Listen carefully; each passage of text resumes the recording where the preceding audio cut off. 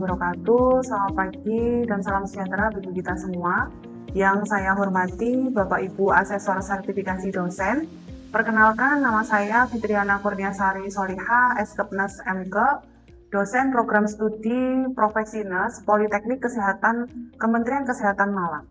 Pada kesempatan kali ini, saya akan mendemonstrasikan proses pembelajaran pada mata kuliah keperawatan maternitas yang merupakan salah satu mata kuliah keahlian bidang keperawatan maternitas sesuai dengan kompetensi dan bidang keilmuan yang saya ambil. Pembelajaran yang akan saya tampilkan merupakan pertemuan ke-10 dengan sub CPMK 1.7, yaitu mahasiswa mampu memberikan asuhan keperawatan postnatal atau postnatal care pada ibu nifas usia 0-42 hari, meliputi pemantauan involusi uterus, laktasi, serta pemulihan psikososial secara komprehensif sesuai standar praktik keperawatan berbasis bukti atau evidence-based practice. Proses pembelajaran pada mata kuliah keperawatan maternitas disusun berdasarkan rencana pembelajaran semester atau RPS yang mengacu pada kurikulum OBE atau Outcome Based Education. Pembelajaran menerapkan pendekatan SCL atau Student Centered Learning melalui case-based method sehingga mahasiswa berperan aktif dalam mengidentifikasi masalah, menganalisis kasus klinis, berdiskusi secara kolaboratif, serta merumuskan keputusan keperawatan berdasarkan bukti ilmiah terkini. Untuk meningkatkan interaktivitas, pembelajaran juga memanfaatkan teknologi digital seperti Artificial Intelligence atau kecerdasan buatan dan Mentimeter sebagai media eksplorasi konsep, refleksi, dan umpan balik secara real-time. Proses pembelajaran dilengkapi dengan asesmen autentik, menggunakan rubrik pembelajaran yang mengukur pengetahuan, keterampilan, dan sikap profesional mahasiswa. Selain itu, diterapkan pula continuous quality improvement sebagai bagian dari evaluasi berkelanjutan untuk menyempurnakan proses pembelajaran pada pertemuan selanjutnya. Melalui pembelajaran ini, mahasiswa diharapkan tidak hanya mampu menguasai kompetensi asuhan keperawatan postpartum secara komprehensif, tetapi juga memiliki kemampuan berpikir reflektif, kolaboratif, adaptif terhadap perkembangan teknologi, serta mampu memberikan pelayanan keperawatan maternitas yang profesional dan berbasis bukti. Selanjutnya, saya mengundang Bapak Ibu Asesor untuk mengikuti proses pembelajaran sebagaimana mahasiswa mengalami di kelas. Terima kasih sampai di sini. Mohon maaf apabila ada yang kurang berkenan. Wassalamualaikum warahmatullahi wabarakatuh. Selamat pagi. Assalamualaikum warahmatullahi wabarakatuh. Waalaikumsalam warahmatullahi wabarakatuh. Ya, gimana kabarnya hari ini? Sehat, sehat ya. Kalau saya lihat wajahnya kan sudah ceria-ceria. Ini sudah pada sarapan belum ya? Sudah. Ya, oke ya. Jadi pada pagi hari ini kita akan belajar bersama ya, mendiskusikan bersama terkait dengan materi konsep asuhan keperawatan pada ibu nifas atau ibu postpartum. Baik, kalau kita lihat ya di slide saya gitu kan ya, asuhan keperawatan pada ibu postpartum. Nah, kira-kira ada yang bisa menyampaikan ke saya gitu ya, apa sih sebenarnya postpartum atau ibu nifas? Ada yang bisa menyampaikan ke saya? Ya, silakan. Postpartum itu masa setelah kelahiran plasenta dan berakhir sampai kembalinya rahim seperti semula sebelum kehamilan, kurang lebih selama 40 hari. Ya, give applause untuk Mirza. Ya, jadi tadi sudah disampaikan sedikit ya terkait dengan apa sih sebetulnya postpartum itu sendiri. Nah, sebelum saya lanjutkan materi intinya gitu ya, monggo silahkan saya ada pretest terlebih dahulu ya. Jadi untuk mengukur pengetahuan kalian terkait dengan konsep postpartum sebelum saya memberikan materi inti dan nantinya di akhir akan saya berikan juga post test gitu ya. Silahkan mengerjakan pretest. Untuk link Google Form-nya sudah saya share di grup WhatsApp gitu ya. Bisa difahami ya? Ya, silahkan dikerjakan dengan waktu kurang lebih 5 menit ya. Jadi waktunya sudah habis untuk mengerjakan pretest. Kita lanjutkan ke materi inti kita pada pagi hari ini ya, terkait dengan konsep asuhan keperawatan pada ibu nifas. Nah, mungkin sebelum masuk lebih dalam, nah ini saya reminder lagi ya terkait dengan komponen penilaian di dalam mata kuliah di keperawatan maternitas. Ini nanti kita sudah memakai sistem OBE ya. Jadi OBE ini Outcome Based Education. Jadi nanti seluruh komponen penilaian yang ada di dalam keperawatan maternitas itu objektif berdasarkan komponen penilaian yang sudah ada. Ya, jadi nanti akan ada penilaian terkait dengan tugas, gitu ya, kemudian sikap, kemudian keaktifan, kuis, tadi pretest dan post test itu semuanya akan terangkum di dalam penilaian OBE yang sudah ada. Baik, ya. Nah, ini kalau kita lihat slide yang pertama, gitu ya, ada gambar di situ dengan judul saya bahagia. Ya, ibu posisinya ibu setelah melahirkan. Ya, saya bahagia. Tetapi kalau kita baca di kalimat yang berikutnya itu ada sesuatu hal yang sedikit ganjal ya kalau kita lihat ya. Tetapi saya takut jahitan ini robek kalau saya bergerak.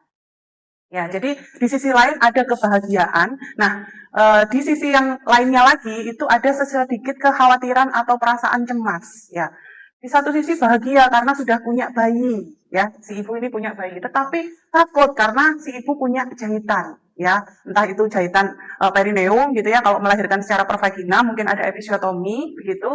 Nah, kalau untuk yang melahirkan secara seksio sesarea itu bisa diarahkan ke jahitan bekas seksio sesarea. Ya, seorang ibu baru saja melahirkan anak pertamanya dengan selamat, ya kondisinya tidak kurang suatu apapun, gitu kan ya. Tanda-tanda vitalnya stabil. Kalau dilihat tanda-tanda vital terkait dengan Apgar ya, untuk bayi baru lahir ya, skor Apgar masih di rentang 7 sampai 10, jadi masih dalam batas yang wajar. Terus namun ia menolak untuk beranjak atau bergerak dari tempat tidur. Jadi yang kita underline di sini adalah ketakutan untuk apa? Mobilisasi ya atau bergerak. Padahal kalau kita lihat ya, salah satu item di dalam proses penyembuhan pasca melahirkan itu adalah salah satunya adalah ditunjang dengan mobilisasi dini. Kalau si ibu takut untuk bergerak, ya takut bergerak karena anggapannya nanti lukanya robek gimana bu, nanti kalau lukanya basah gimana bu, dan lain sebagainya. Padahal ada step by step yang harus dilakukan, ya yang harus kita berikan kepada pasien supaya tetap motivasinya tinggi untuk melakukan mobilisasi ini, gitu ya. Apa sih yang perlu untuk kita lakukan apabila ada permasalahan seperti yang di slide yang sebelumnya? Ya ada ketakutan, kecemasan, takut untuk bergerak gitu ya. Apa tindakan kalian sebagai seorang perawat ya? Jadi ada kasus case-nya itu pasien menolak mobilisasi dini karena masih merasakan nyeri. Sakit banget ini jahitannya, takut robek dan seterusnya gitu. Ya. Terus ada rasa nyerinya itu, kalau kita bicara nyeri itu kan ambang batas masing-masing seseorang kan beda ya. Ada yang nyerinya oh ini biasa kok kalau saya di hekting itu biasa. Ada yang pasien yang lain begitu itu sudah sangat sakit sekali begitu ya. Nah, itu yang disampaikan oleh pasien. Ada ketakutan membatasi untuk mobilisasi dini ya. Jadi apa tindakan kalian yang bisa kalian lakukan sebagai seorang nurse ya untuk case yang sudah saya sampaikan di slide sebelumnya. Ya, silakan di scan barcode, pilih, nanti bisa pilih ya. Sudah Bu Fitri tuliskan di situ. Jadi monggo silakan di scan barcode, pilih tindakan mana yang akan kalian lakukan atau yang akan kalian berikan untuk pasien. Nah, ini hasil dari apa yang sudah kalian pilih ya setelah scan barcode. Nah, ini ada beberapa item ya, ada 3 pilihan, tapi kalau dilihat ya mayoritas pilih yang nomor 1 ya. Nomor 1 adalah memberikan edukasi teori dulu kepada pasien gitu. Yang ada juga yang milih di poin nomor 2 ya, biarkan istirahat ya. Ya Bu, istirahat aja, pasien istirahat aja gitu ya untuk memulihkan tenaga misalnya gitu ya. Ada juga yang memilih paksa perlahan Bu, waduh ya. Jadi agak semi-semi diktator ya, diktator ya. Jadi udah dipaksa aja, kalau tidak ada mobilisasi dini nanti nggak sembuh gitu ya. Jadi agak ngeri juga ya kalau yang tanya menjawab nomor 3. Nah, kalau kita lihat di gambar yang saat ini begitu ya. Nah, ini kan ada ya. Setiap orang setelah melahirkan itu pasti mengalami rasa sakit ya, karena rasa sakit itu kembali lagi ke ambang batas masing-masing. Nah, ini kasusnya adalah melahirkan secara pervaginam dan mendapatkan episiotomi. Jadi jahitan hekting di area vagina. Ya. Nah, rasa sakitnya memiliki dasar anatomi yang nyata. Rasa takutnya itu beralasan. Jadi sebetulnya pasien tuh punya alasan loh, kenapa sih kok bisa sakit begitu ya. Karena ya wajar karena ada insisi, perobekan ya yang mana ada tindakan hacking ya, terus kemudian ada reseptor nyeri yang sampai di organ tersebut ya, ada apa saja? Bradikinin, prostaglandin, dan histamin. Ya, jadi reseptor nyeri itu menyampaikan rangsangan nyeri ke otak. Jadi reseptor itu seperti kayak Gojek gitu loh. Jadi kalau misalnya kita ada luka, ada insisi dimanapun tempatnya berada, nah si reseptor itu datang, dia menyampaikan nyeri ke otak. Nah makanya pasien itu bisa mengeluhkan nyeri. Nyerinya di sebelah mana? Nah misalnya di sebelah perineum karena ada hektin seperti itu ya. Nah kemudian yang perlu kita ketahui di dalam masa nifas itu ada yang namanya adaptasi. Adaptasi secara fisiologis sama psikologis. Ya. Nah, yang perlu kita lakukan intervensi gitu ya, itu dari kedua hal ini. Jadi tidak boleh kita fokus hanya di adaptasi secara fisik saja, tapi juga diadaptasi secara psikologis. Karena pasien, kalau dari kasus yang tadi itu mengalami dua hal. Dari fisik dia merasakan nyeri, dari segi psikologis dia merasakan ketakutan untuk bergerak. Nah, kalau kita lihat di adaptasi secara fisik gitu ya. Nah, adaptasi secara fisik ini ada 3 item utama yang dialami oleh pasien. Ya, yang pertama adalah proses involusi uterus atau uteri. Nah, pada saat hamil dulu ya, kan besar nih perutnya, otomatis uterusnya juga ikut membesar. Nah, setelah bayinya lahir, ya, uterus itu tidak bisa langsung ujuk-ujuk mengecil kembali, tetapi butuh proses. Ya, itu dialami pada saat nifas. Nah, makanya kita sebagai seorang perawat gitu ya, nah itu kita harus memastikan bahwa proses involusi uterus itu berjalan dengan lancar. Ya, berjalan dengan lancar itu gimana, Bu? Indikatornya gitu ya. Nah, kita lihat ya, adanya kontraksi otot rahim. Nah, pada saat kita melakukan pemeriksaan fisik pada ibu nifas, kita harus cek TFU-nya, tinggi fundus uteri. Ya. Nah, umumnya pada saat ibu setelah melahirkan itu TFU-nya adalah setinggi pusat. Ya, dan berangsur-angsur menurun ya sesuai dengan berjalannya waktu. Nah, seperti itu ya. Jadi kalau pada saat kita melakukan palpasi, kita temukan, loh ibu nifas kok masih TFU-nya kok di atas pusat gitu. Nah, itu kita harus curiga. Ini proses involusinya pasti ada sedikit masalah gitu. Itu ya yang perlu kita ketahui. Nah, kemudian yang berikutnya itu adalah lokea. Lokea itu apa, Bu? Lokea itu adalah darah nifas yang keluar. Jadi kalau kalian yang biasanya mendapatkan bulanan ya atau menstruasi itu sama. Tetapi kalau di dalam masa nifas itu penyebutannya adalah lokea. Iya, ya. Dari lokea apa Bu indikatornya yang bisa kita ketahui gitu. Ya. Nah, yang pertama tentunya dari warnanya. Ya, warnanya. Jadi ada step by stepnya. Enggak semuanya merah terus sampai akhir selesai nifas. Nah, itu pasti ada masalah. Jadi kalau kita melakukan pemeriksaan fisik ya, kita cek lokeannya ya, harus sinkron dengan hari keberapa dia nifas gitu. Nah lokea rubra itu warnanya kayak gimana Bu? Warnanya adalah merah segar, ya merah segar. Nah itu keluar kurang lebih di di hari pertama bisa sampai di hari ketujuh. Ya ini fluktuatif gitu. Kenapa kok saya sampaikan fluktuatif? Nah, kalau melahirkan secara pervaginam memang durasinya lebih lama. Kalau melahirkan secara sesar durasinya bisa lebih pendek. Kenapa kok seperti itu? Karena kan sudah di vakum ya darahnya pada saat di oka begitu. Ya. Kemudian ada lokea serosa. Nah, lokea serosa itu yang tone-nya itu di bawah merah segar. Jadi dia lebih ke kuning kecoklatan gitu ya. Tapi masih tone-nya lebih gelap daripada yang alba. Nah, itu keluar pada saat kapan, Bu? Pada saat di hari ke-8 sampai di hari ke-14. Itu ya, kurang lebih intervalnya adalah seperti itu.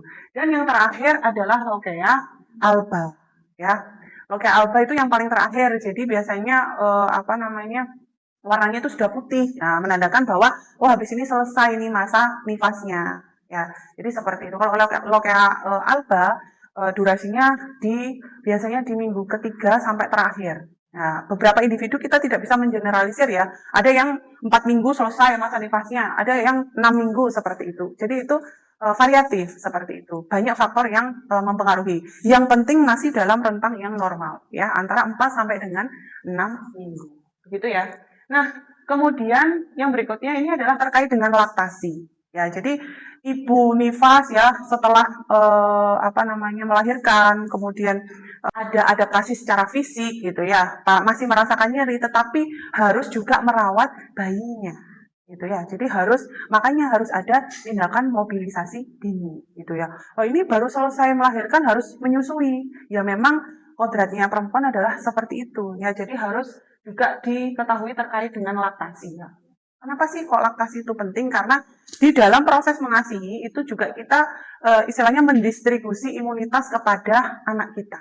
Ya, jadi kalau anak-anak atau bayi yang tidak diberikan ASI itu imunitasnya lebih rendah daripada bayi yang diberikan ASI secara eksklusif seperti itu. Jadi memahami apa yang tidak terlihat. Jadi biasanya kekhawatiran ibu baru lahir itu biasanya rasa nyeri, ketakutan untuk bergerak sampai dengan proses menyusui. Gitu ya. Kalau kita bicara terkait era digitalisasi, nah sebetulnya kita bisa. Jadi misalnya ada case seperti tadi gitu ya, kita tanya ChatGPT. ChatGPT kalau ada kasus seperti ini apa yang harus kita lakukan gitu. Sebetulnya kan bisa ya, sudah terjawab juga oleh AI gitu. Tapi apakah kita 100% percaya dan akan kita implementasikan kepada pasien? Tentunya kan tidak ya. Karena kecerdasan buatan ya atau istilahnya era digital itu tidak bisa semata-mata langsung kita berikan kepada pasien ya. Jawaban AI secara medis akurat, tetapi apakah ini bisa dimasukkan ke dalam asuhan keperawatan? Tentu tidak. Jadi kalau kita mau memberikan asuhan keperawatan, alangkah lebih baiknya kita melakukan evidence base dulu, ya evidence base practice dulu, ya. Itu kita cari jurnal-jurnal yang terkait. Kira-kira terkait dengan aktivitas fisik pada Ibu nifas itu apa sih? Atau bagaimana sih caranya gitu ya. Nah ini hasil penelitian saya ya. Saya lakukan pada Ibu nifas dengan memperhatikan teori dari Levin.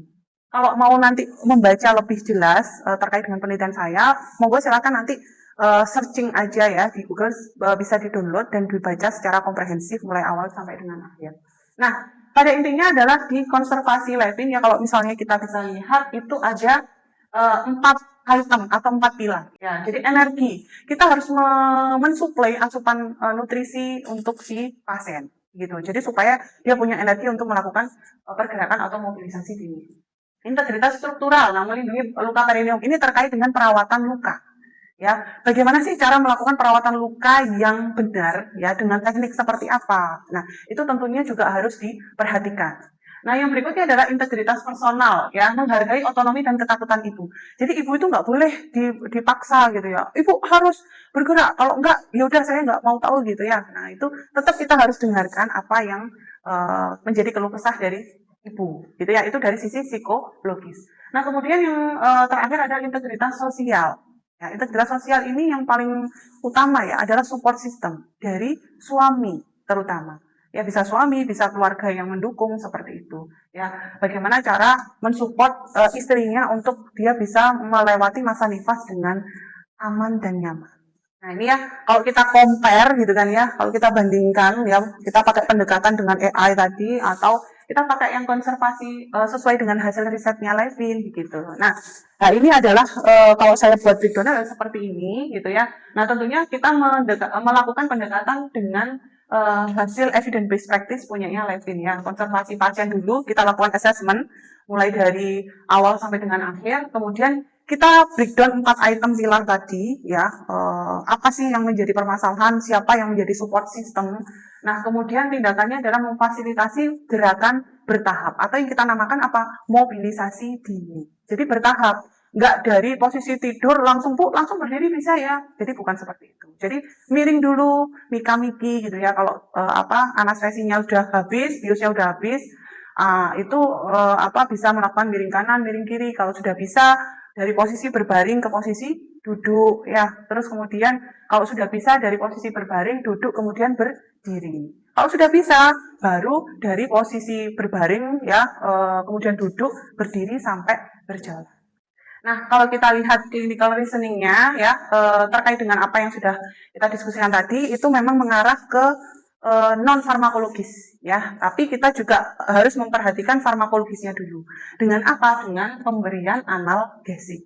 Jadi kita bisa melakukan pergerakan ya saat efek dari analgesik itu sudah kita berikan. Ya baru pasien sudah reda rasa nyerinya, baru dia bisa untuk melanjutkan kembali. Gitu. Ya.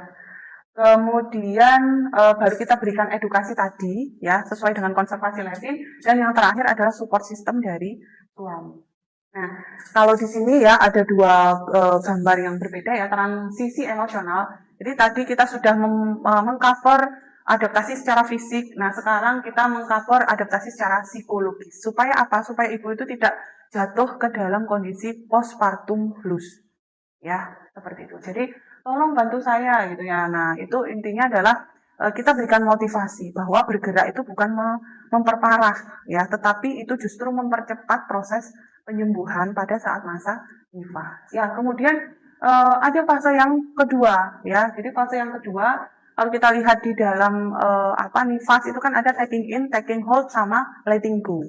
Taking in tadi ya beri waktu, space dulu untuk si ibu.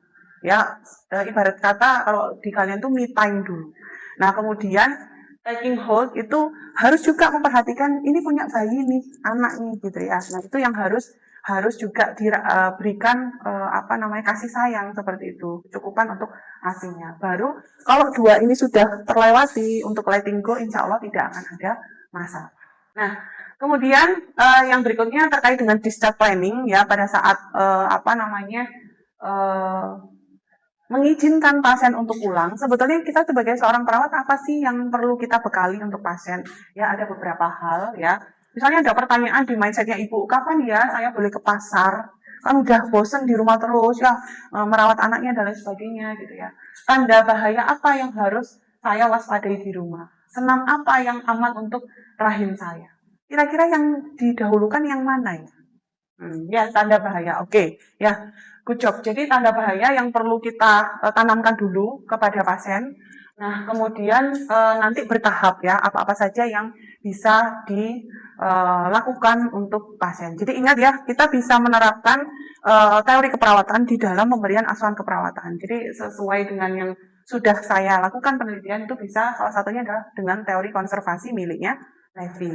Mungkin ini bisa menjadi suatu inovasi. Jadi pada saat membekali pasien untuk pulang, ya kita membuat seperti paspor gitu ya, kayak checklist atau kartu pantau, boleh seperti itu. Itu monggo saja silahkan. Nah, kira-kira apa sih yang harus dilakukan apabila muncul tanda-tanda bahaya? Misalnya pada saat nifas kok terlalu banyak darah yang keluar seperti itu dan lain sebagainya. Itu kita harus kendalikan ya, bisa dengan membawa kartu discharge passport seperti ini.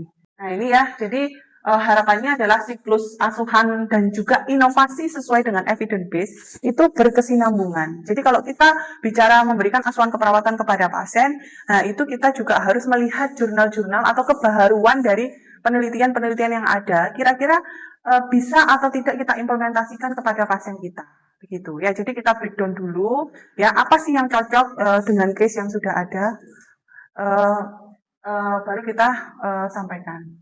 Oke ya, terakhir dari saya ya, jadi di sini akan ada yang namanya penugasan literasi digital untuk pertemuan kita yang akan datang ya. Jadi ini ada item karena era digital seperti yang kita diskusikan tadi. Jadi monggo silakan merangkum jurnal ya evidence based nursing EBN-nya ya, dirangkum pakai AI. Monggo silakan menggunakan pakai media apa aja boleh. ChatGPT boleh. Apa yang kalian familiar? ChatGPT, Queen, Gemini, banyak banget ya. Nah itu monggo silakan dilakukan proses perangkuman menggunakan bantuan AI. Kemudian identifikasi halusinasi. Maksudnya apa Bu identifikasi halusinasi? Maksudnya seperti ini. Jadi dari AI itu tidak boleh kita percaya 100%. Kita harus filter itu. Itu maksudnya adalah identifikasi halusinasi ya. Terus kemudian direvisi berdasarkan bukti ya. Jadi di-compare dari AI sama dari jurnal-jurnal yang ada itu komparasinya seperti apa, baru nanti buat infografis untuk tools kalian bisa menggunakan edukasi pada saat praktek nanti di puskesmas begitu. Itu saja mungkin dari saya. Sebelum saya akhiri, saya ada post test terlebih dahulu ya. Silakan dijawab. Saya beri waktu 5 menit seperti pretest yang awal tadi gitu ya. Jadi silakan untuk mengerjakan post test sesuai dengan device masing-masing ya. Boleh pakai laptop, boleh pakai HP. Monggo silakan, waktunya 5 menit. Oke, waktunya sudah habis ya. Jadi kalau saya lihat sekilas itu sudah ada peningkatan ya terkait dengan konsep NIFAS ya, dari pretest ke posttest ada peningkatan yang cukup signifikan untuk hasilnya gitu ya. Nah, ini sudah terakhir ya dari saya. Jadi mungkin kita lakukan refleksi. Kita tidak sekedar belajar teori gitu kan ya. Kalau kita sudah diskusi tadi, tetapi kita menyatukan bukti ya. Jadi case yang ada di lapangan, kemudian kita bandingkan, kita compare dengan hasil riset sesuai dengan kebaharuan yang ada. Nah, baru kalau kita sudah mendapatkan rangkumannya, kita akan bisa berikan implementasi tersebut ke dalam asuhan keperawatan, terutama di poin implementasi. Ya, jadi seperti itu mungkin yang bisa sedikit saya sampaikan. Mungkin ada yang mau bertanya di akhir. Monggo saya persilahkan satu pertanyaan. Izin bertanya Ibu, untuk terkait episiotomi tadi, itu kan tindakan episiotomi ini kan dilakukan untuk ibu hamil yang memiliki biasanya tuh memiliki bayi besar hingga akhirnya persalinannya itu bisa berjalan lancar, dilakukan insisi di bagian jalan lahirnya. Nah, untuk resiko tindakan dari episiotomi itu sendiri dari pasangan itu kan pastinya akan melakukan tindakan seksual kembali seperti semula. Nah, untuk ibu yang memiliki episiotomi ini apakah bisa terjadi disfungsi seksual atau saat melakukan tindakan seksual itu bisa terjadi perobekan lagi di area episiotomi. Oke, terima kasih ya Gaisa atas pertanyaannya terkait dengan disfungsi seksual. Jawabannya adalah tidak ada hubungannya. Ya, jadi apabila ada tindakan episiotomi, apakah akan mengalami pasien itu akan mengalami disfungsi seksual? Tentu tidak jawabannya. Kenapa kok seperti itu, Bu? Nah, di dalam masa nifas yang berlangsung antara 4 sampai 6 minggu ya, pada saat masa nifas itu tidak diperbolehkan untuk melakukan koitus atau hubungan suami istri. Ya, harapannya adalah di dalam masa nifas ya masa 4 sampai 6 minggu itu sudah terjadi penyembuhan untuk luka episiotominya. Ya, jadi harapannya pada saat selesai masa nifas yaitu sudah tidak ada lagi ya istilah perobekan kembali dan lain sebagainya. Jadi kalau sudah di hekting itu insya Allah aman ya, jahitan yang sudah diberikan tenaga medis itu aman. Dan yang kedua, untuk luka episiotomi itu beda dengan seksio sesaria. Kalau untuk episiotomi itu insisinya hanya di atau perobekannya biasanya hanya di dermis. Ya, jadi tidak terlalu dalam sampai di jaringan otot, lemak dan seterusnya. Jadi insya Allah penyembuhannya akan lebih cepat ya dengan mempertimbangkan masa nifas 4 sampai 6 minggu. Tentunya dengan mencukupi asupan nutrisi dan juga melaksanakan mobilisasi dini seperti yang kita diskusikan. Jadi itu tidak akan ada masalah di disfungsi seksual. Gitu ya, Geca? Sudah cukup atau? Oke, sama-sama. Ya, mungkin itu ya yang bisa saya sampaikan untuk perkuliahan pada pagi hari ini terkait dengan konsep asuhan keperawatan pada ibu nifas ya. Monggo silakan nanti dibaca kembali materinya. Kemudian jangan lupa untuk penugasannya ya untuk pertemuan di minggu depan ya sesuai dengan slide saya yang sudah saya sampaikan. Untuk nanti slide-nya akan saya share ke PJMK, yang mana nanti PJMK monggo silakan untuk di-share kepada grup kelas ya terkait dengan sistematika penugasannya. Itu saja dari saya, kurang lebihnya mohon maaf. Terima kasih atas atensinya pada pagi hari ini. Semoga bermanfaat ya, sehat selalu untuk kalian. Saya akhiri, selamat pagi. Wassalamualaikum warahmatullahi wabarakatuh. Waalaikumsalam warahmatullahi wabarakatuh. Terima kasih. Sekian rekaman video pembelajaran dari mata kuliah keperawatan maternitas, program studi Sarjana Terapan Keperawatan, Politeknik Kesehatan Kemenkes Malang. Video ini digunakan sebagai syarat pernyataan diri dosen dalam unjuk kerja Tridharma Perguruan Tinggi atau PDD UKT-PT. Semoga dengan adanya video ini bisa menjadi pertimbangan yang baik untuk penilaian sertifikasi dosen gelombang 1 tahun 2026. Akhir kata, wabillahi taufiq wal hidayah. Wassalamualaikum warahmatullahi wabarakatuh.